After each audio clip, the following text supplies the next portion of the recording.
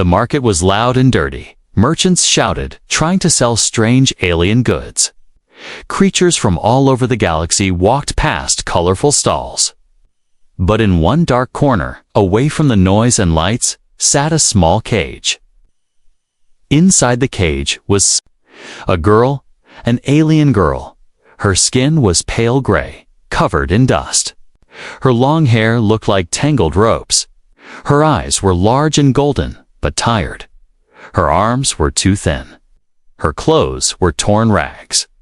She sat quietly, knees pulled to her chest as flies buzzed around her. "Too dirty to touch," one buyer said, wrinkling his nose as he walked past. "Looks sick," another alien woman muttered. "Not even worth 1 credit." "She stinks," a third laughed cruelly. The cage had a sign. "Property of Zargo Slavehouse Sale. 10 credits or less. Nitrogen monoxide returns." For days, the girl hadn't spoken. She didn't beg. She didn't move. She just waited. Waited for the day someone cruel would take her. Or maybe for the day she would simply stop breathing. She didn't care anymore. But then, something changed. A human walked into the market. He wore a brown jacket and had dust on. His boots? He looked like a traveler, or maybe a trader. His name was Ben Keller. He wasn't rich, and he wasn't famous. He had no weapons, no guards. Just a small backpack and curious eyes. Ben didn't come to buy a slave. He came to buy parts for his ship.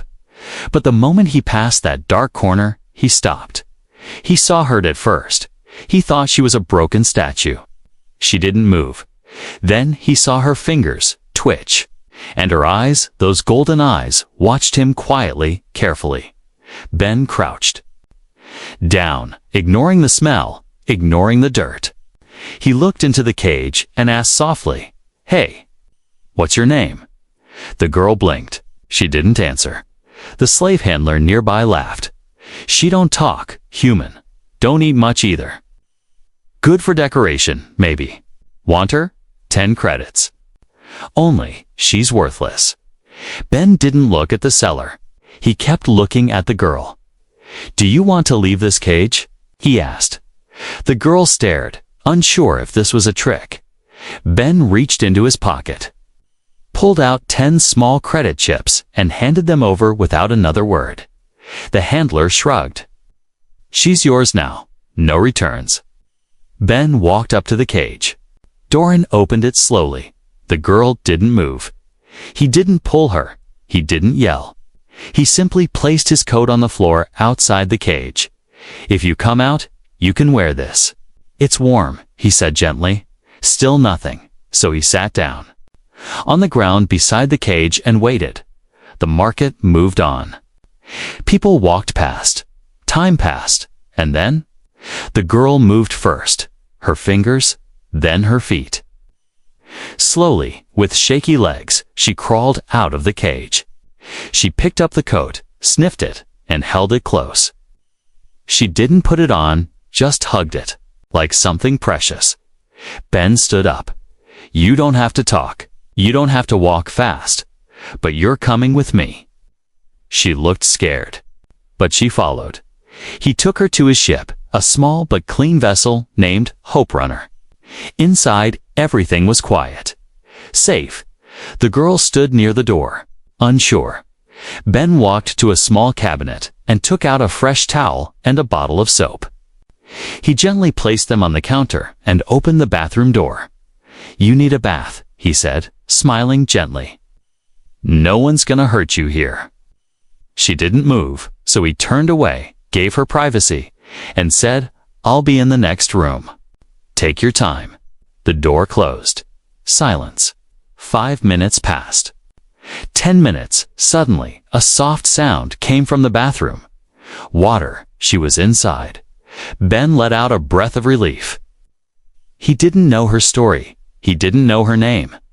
But he had seen something in her eyes, something broken. Yes, but something. Still alive when she finally came out. Her skin looked cleaner.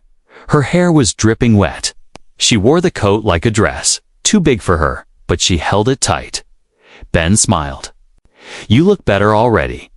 She didn't answer, but for a moment, her lips moved, like she was trying to speak. "Don't worry," Ben said. "You don't have to say anything yet." He handed her a cup of warm tea.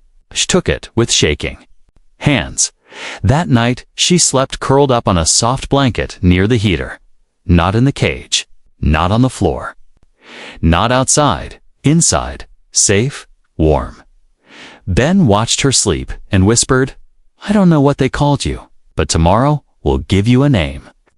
The next morning, the girl woke up slowly. For the first time in a long time, her body didn't feel cold. She was still wrapped in Ben's oversized coat. She blinked at the ceiling of the small ship cabin, not sure where she was. No chains, no bars. Just warmth. Ben was in the corner, sitting on a small chair, working quietly with a datapad. He noticed her move and smiled gently. "Good morning." She didn't reply, but she sat up, her hair still damp from the night before. "Hungry?" he asked, pointing to a small tray of food on the table. She hesitated, then slowly nodded. Ben pushed the tray toward her. It had simple things: soft bread, fruits, and warm broth. She reached for the bowl with both hands, her fingers shaking. She slurped the broth fast, like someone might snatch it away. "No one's going to take it," Ben said gently. She stopped, looked at him, and then continued eating slower. After breakfast, Ben stood up and said, "Let me show you something." He guided her to the small washroom inside the ship. It was clean, with white tiles, a towel rack, and a simple shower. "This is called a shower," Ben explained. "It's for washing your body with warm water." She looked nervous, stepping back slightly. "It's not like the hoses they used on you," Ben added, noticing her fear. "You control it. You decide when to start and when to stop." He showed her the handle. Turned it slightly. Water flowed down gently, warm and soft. She jumped back at first, startled by the sound. Ben smiled, kept his distance, and said, "You're safe. I'll wait outside. Take your time." He walked out and left the door half open, not to watch her, but so she didn't feel locked in. Inside, a girl stood for several minutes, just staring at the falling water. She slowly stepped under it. Warm drops touched her skin, and she gasped. Not cold, not painful, warm. She let it fall over her head, her shoulders, her back. The dirt began to slide away, slowly revealing the true color of her skin, a soft shade of blue-gray. Her long fingers shook as she picked up the soap and smelled it. She didn't know what to do, but she tried. Ben had left her clean clothes. She dried herself and put them on. The fabric was soft and didn't scratch her skin like the rags she wore before. When she came out, Ben was making tea. She stood quietly, clean now, dressed in loose cotton pants and a soft shirt. Her hair was still wet, but smoother. Her golden eyes looked brighter. "You look different," Ben said with a kind smile, like someone who's ready to live again. She looked down, unsure what to say. Ben poured her tea and asked, "Is it okay if I call you something?" She tilted her head. "I thought of a name," he said. "Leary. It means light in my language. Do you like it?" The girl blinked, her lips parted. "Leary," she whispered. Ben nodded. "Yes. That's your name now, if you want it." She repeated it softly. Leary. It felt strange in her mouth. Strange, but warm. That evening, Ben showed her around the rest of the ship. "This is the kitchen," he explained. "That's the engine room. Don't go in there alone." She nodded, following him silently. He opened the last door. "And this is your room." Leary blinked. Her room. It wasn't big, but it had a soft bed, a small lamp, and a window showing the stars outside. On the bed was a small pillow and a blanket folded neatly. She walked in slowly, touched the bed, sat down. then looked at him in disbelief. "All yours," Ben said. He turned to leave, but before he could close the door, she whispered, "Thank you." It was so soft he almost didn't hear it. He turned back. "You don't have to thank me. Just be free." Later that night, Ben checked the control panel. The ship was flying smoothly. Suddenly, he heard soft footsteps. Leary stood in the hallway, holding the blanket from her bed. She looked nervous. "Can I stay here tonight?" she asked. "Just for a little." Ben looked at her and saw the fear behind her eyes. She didn't want anything from him. She just didn't want to be alone. He nodded and pointed to the extra bedroll on the floor beside his chair. "You can sleep here," he said. Leary laid down quietly, wrapping herself in the blanket. She closed her eyes. Ben sat back down, watching the stars.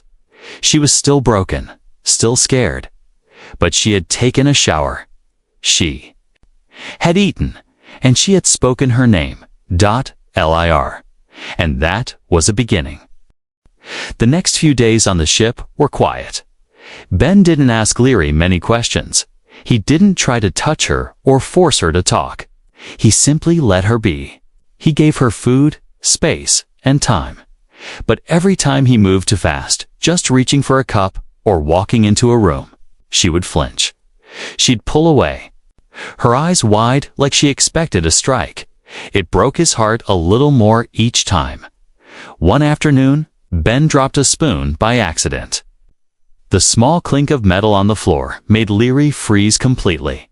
Her hands shook. Her breathing changed. Ben crouched down, picked up the spoon slowly, and gently said, "It's okay. Just a spoon, not a weapon."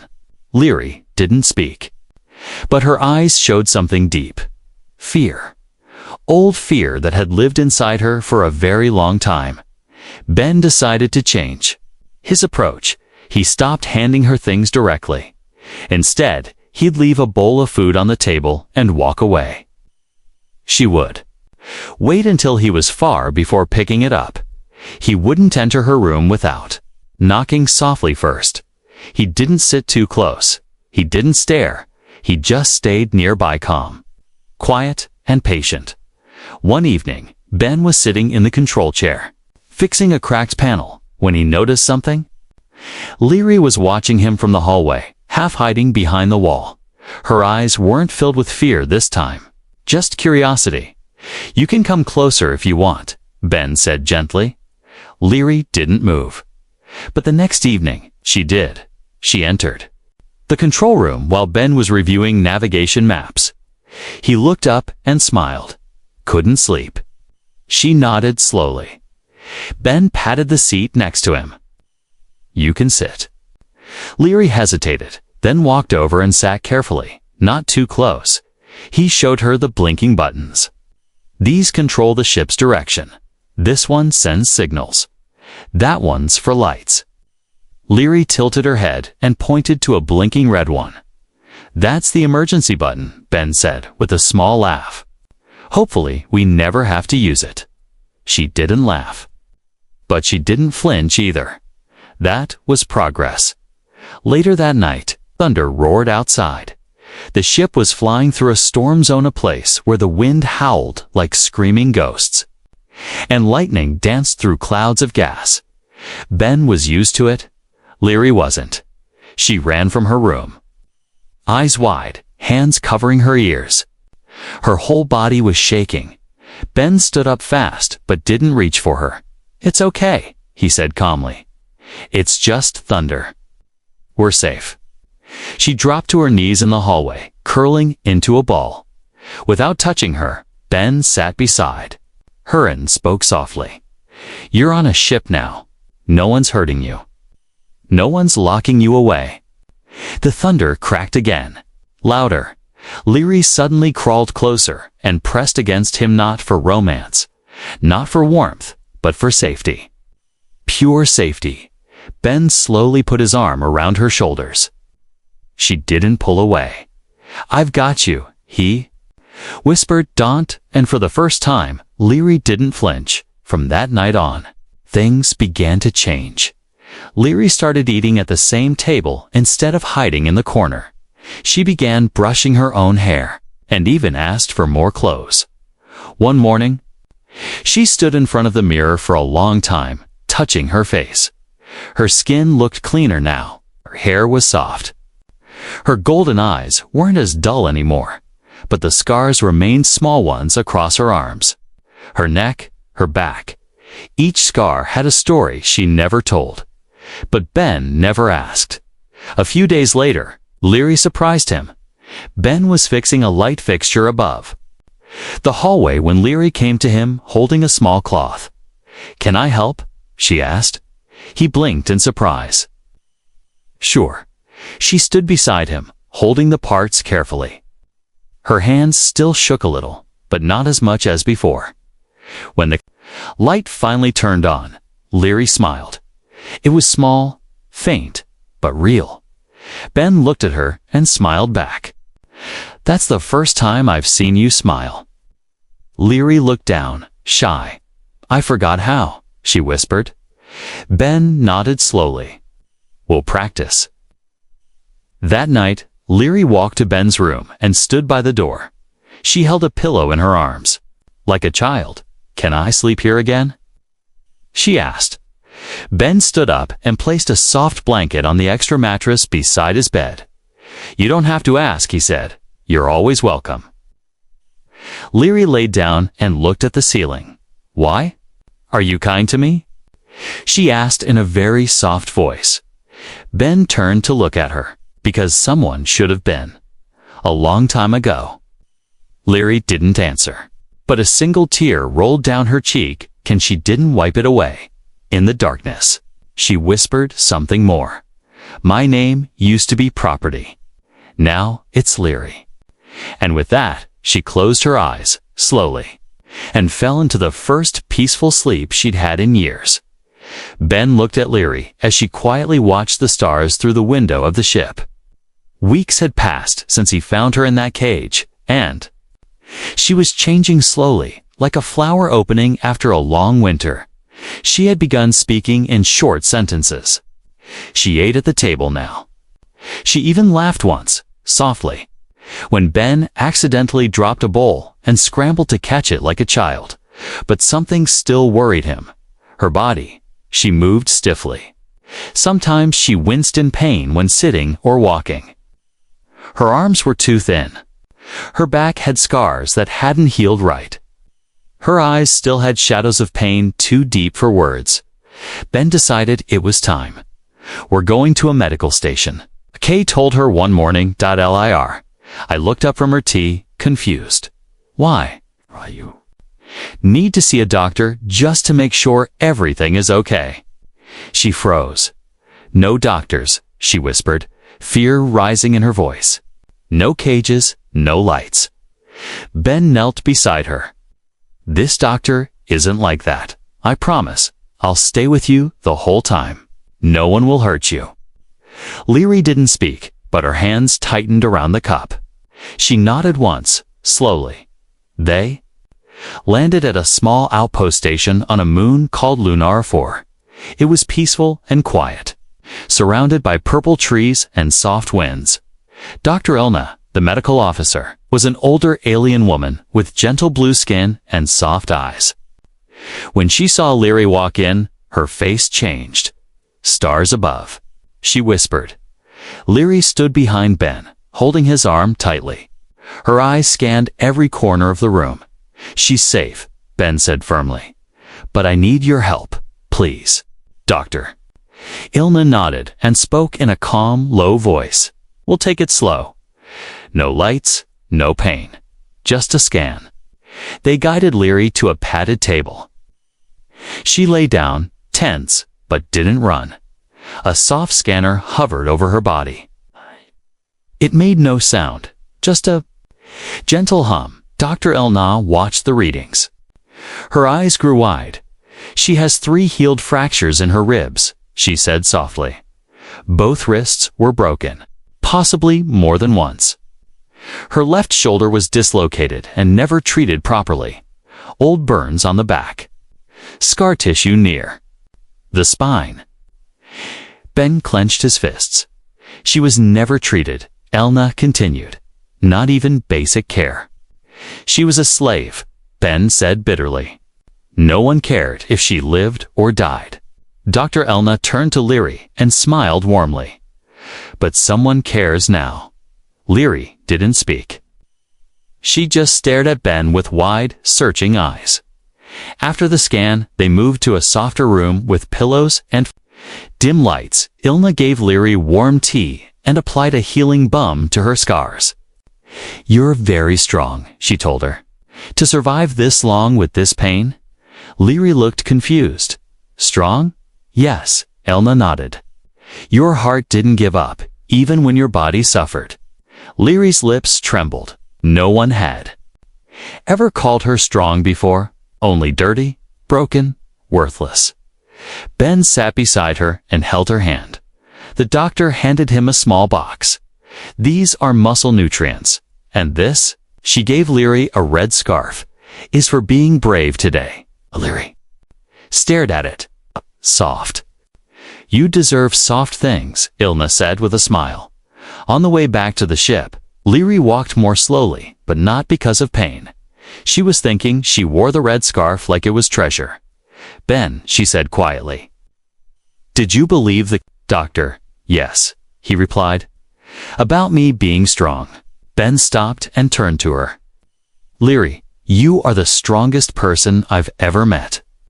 She looked away, trying to hide her tears, but Ben saw them anyway, and he didn't say a word.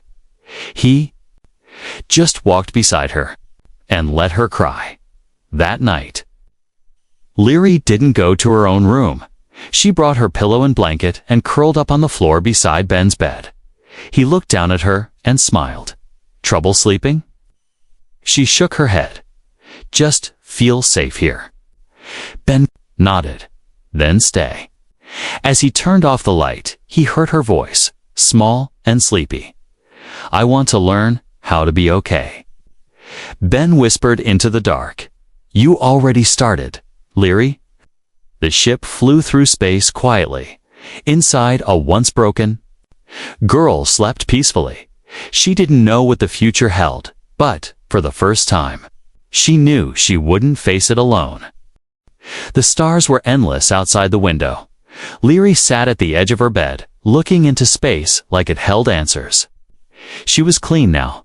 Her body was healing. Her mind, not yet. But something had changed. The pain was still there. But now, something soft was wrapped around it. Hope she stood and walked over to the mirror on the wall. Her reflection stared back, lean skin, soft clothes. Golden eyes that didn't look dead anymore. She placed her fingers on her cheeks and tried something. She pulled her lips upward. A smile, but it looked strange. Forced, wrong. She tried again. No better. Frustrated, she sighed and dropped her hands. Why couldn't she smile like Ben? Ben walked in carrying 2 plates of food. Breakfast, he said, cheerfully. And today, pancakes. Leary sniffed the sweet scent and blinked. Pancakes? Human food, not very fancy, but very comforting. She took the plate carefully and sat beside him at the table. Ben watched her eat, then leaned back and smiled.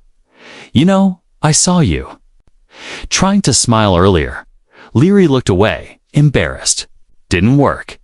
Smiles aren't about lips, he said, tapping his chest. They start here. She looked confused. Ben stood up and walked to a shelf.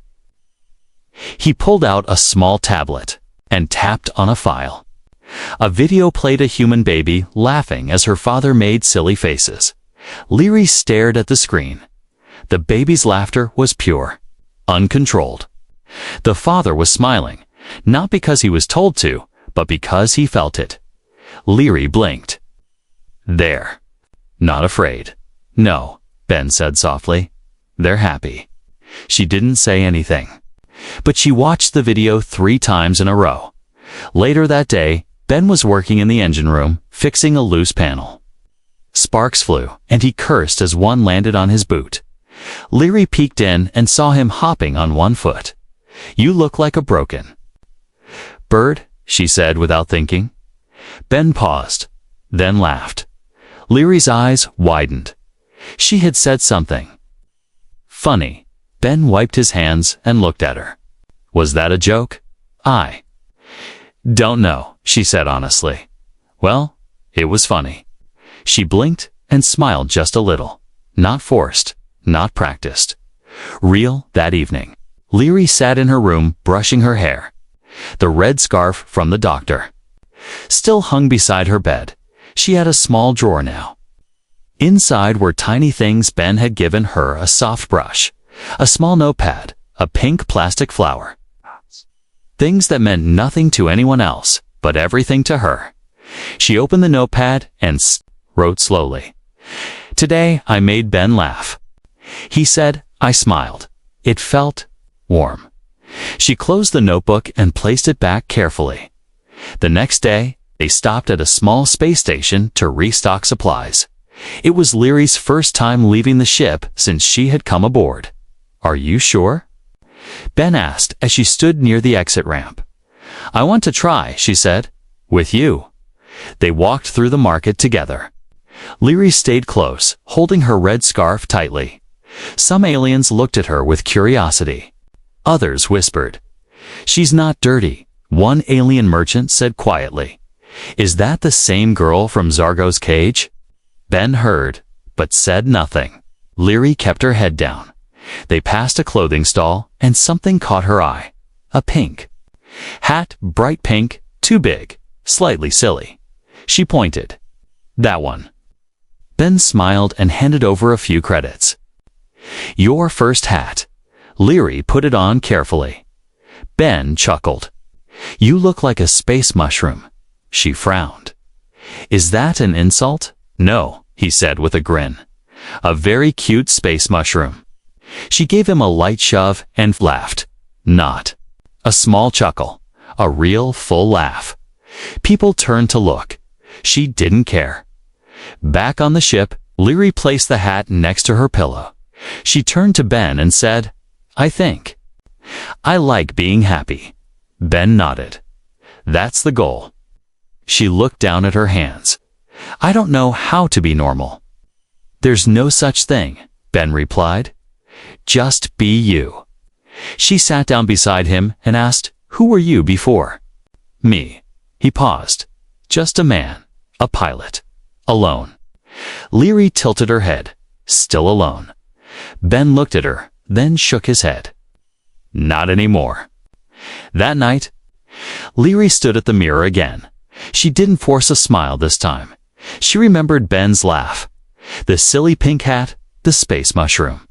Joke. Her lips moved naturally.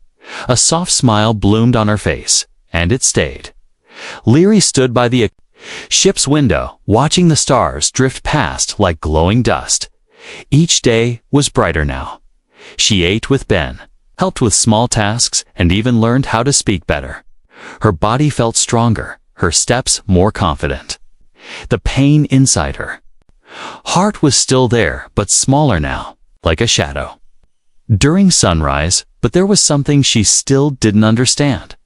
Why did her chest feel strange when Ben smiled at her? Why did her hands go warm when he called her name? Why did she dream of sitting beside him even in silence? One morning, Leary walked into the kitchen and overheard two women talking on the ship's communicator screen.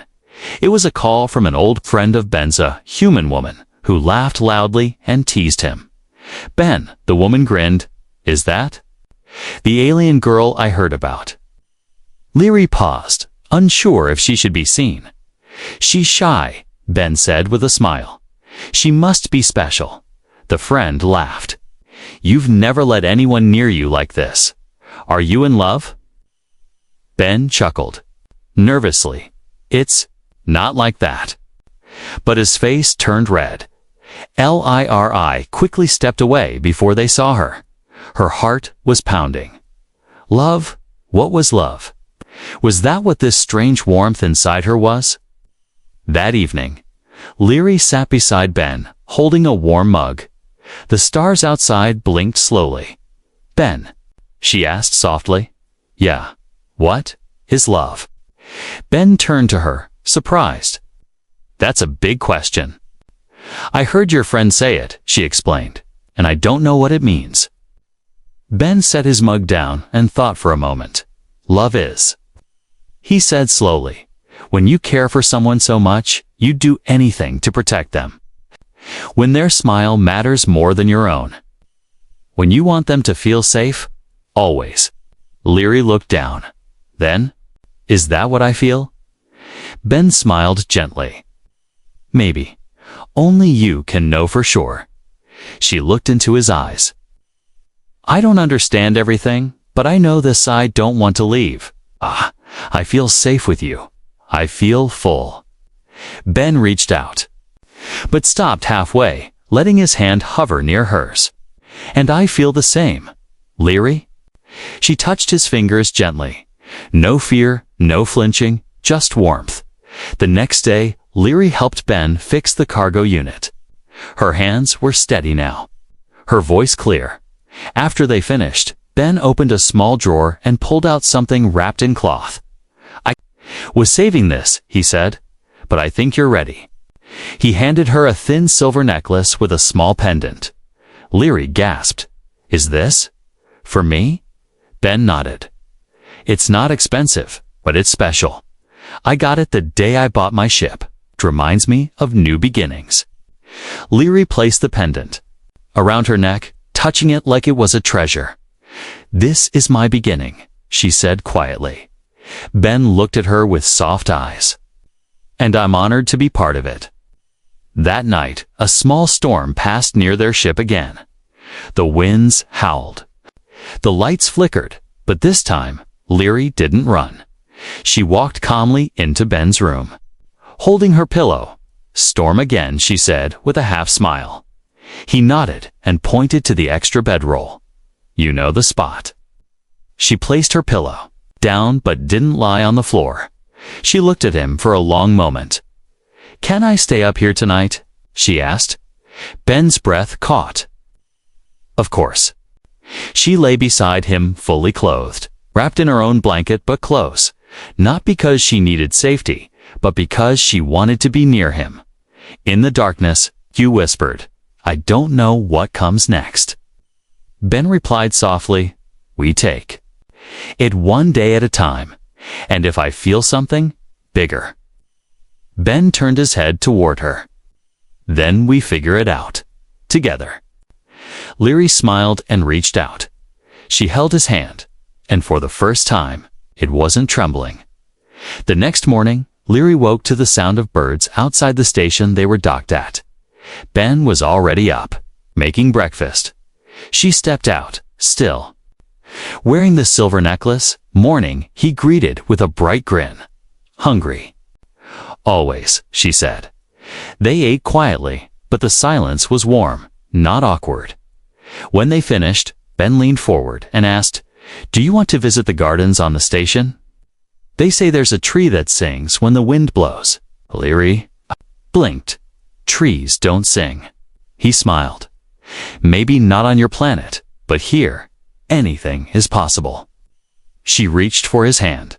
"I believe that now," she said. She didn't understand love completely yet, but whatever she felt, this warmth, this peace, this hope, she knew it mattered. And for now, that was enough. A year had passed. The stars had changed. Planets had come and gone. New stations, new cities, new skies. But one thing remained constant. Leary was no longer the girl in the cage. She stood taller now. She walked with purpose. She wore clothes that she chose, soft colors, warm fabrics, and always the silver pendant Ben gave her. Her smile was real now, and it came often. Ben watched her from across the room as she organized some tools in their small workshop. He smiled too, not because she belonged to him, but because she had chosen to stay. That night, Ben cooked dinner while humming an old Earth song. Leary stepped into the kitchen wearing a dark red sweater, and her favorite soft pants. She had tied her hair up, a style she'd learned by watching human videos. "Smells good," she said with a grin. "Spicy noodles," Ben replied. "You survived alien pirates. I think you can survive a little heat." Leary laughed and sat down. "I'll try not to cry." They ate slowly, talking about their next trip, some dusty mining world where Ben had to deliver supplies. "Will I be staying on the ship again?" Leary asked. Ben hesitated. "Only if you want to, but no one there will bother you." She nodded. "Then I'll come with you." Ben looked up, his eyes soft. "I like when you say things like that." "Like what?" "Like you have a choice." Leary smiled and looked down at her necklace. "Because I do." Now, that evening, they stood outside on a quiet station balcony, watching stars shimmer through a glass dome. Leary leaned her head on Ben's shoulder. "Sometimes I still dream of the cage," she whispered. He placed a gentle hand on her back. "No, but it's different now," she added. "Because when I wake up, I'm here." Ben nodded. "And you'll never go back to that life." She looked up at him, her golden eyes steady. "Do you still remember the day you found me?" "Every detail," Ben said. "You looked like you were already gone." "I was," she whispered, "but you pulled me back." Up. They walked back to the ship, hand in hand. Inside, everything was warm, familiar. Home. Leary paused at the doorway of her room. Then she looked at Ben's. She walked inside without asking. Without hesitation, Ben followed, unsure. She turned to face him. Her voice was calm, certain. "I used to sleep near you because I was afraid. But now, I want to sleep beside you because I feel safe, and because I want to." Ben took a careful breath. "Are you sure?" She nodded. "This time, it's not about fear." Ben stepped forward, placed his hand gently on her cheek. "You've come so far, Leary." "I know," she said, pressing her forehead to his. "And you walked every step beside me." They lay down on the bed, not as master and rescued, not as protector and survivor, but as equals. No rush, no pressure, just presence, just peace. The ship drifted quietly in space. Lights dimmed, engines silent. Leary lay with her head on Ben's chest, listening to the slow rhythm of his heartbeat. It was the sound of trust, the sound of belonging. She whispered, "From the cage to this bed. I didn't know such a journey was possible." Ben smiled in the dark. "You made it possible." Weeks later, they visited a market far from where they'd first met. It was louder, bigger, cleaner. But Leary still saw cages and the shadows, creatures behind bars, eyes full of fear. She stopped walking. Ben looked back. "What is it?" She didn't speak. She walked toward a cage.